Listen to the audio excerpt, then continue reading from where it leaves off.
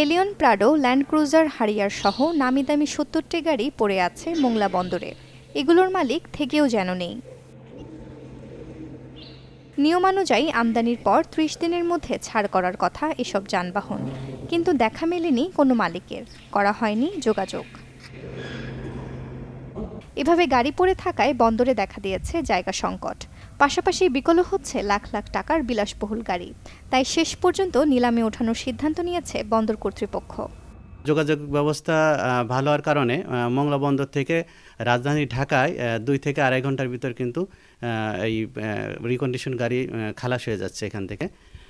তবে আমাদের গাড়িতে অনেক সময় দেখা যায় যে নিলাম প্রক্রিয়া একটু লেন্দি হয়। তো এই নিলাম প্রক্রিয়া যদি সময় মতন হয় তাহলে আমদানিকারক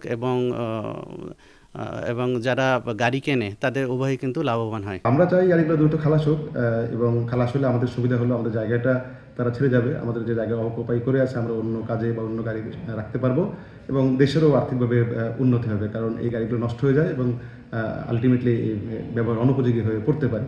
সে কারণে দ্রুত খালাস হলেই মোংলা পোর্ট তথা সার্বিকভাবে দেশের উন্নতি হবে বলে আমি মনে করি। বিডাররা বিড করেন, অর্থাৎ ক্রেতারা দরপত্র প্রেরণ করেন, সেগুলো একটা নির্দিষ্ট দিনে দরপত্র ওপেন করা হয় বা খোলা হয়।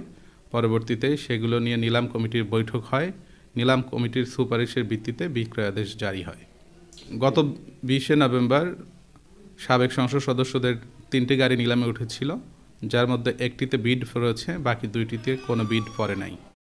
এর আগে গেল বছরের 20 নভেম্বর নিলামে তোলা হয় শুল্কমুক্ত সুবিধায় আনা সাবেক 3 সংসদ সদস্যের 3টি ল্যান্ড ক্রুজার, কিন্তু বিক্রি হয়নি একটিও।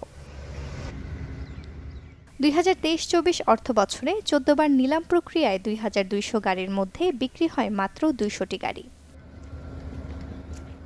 Desk report, channel 24।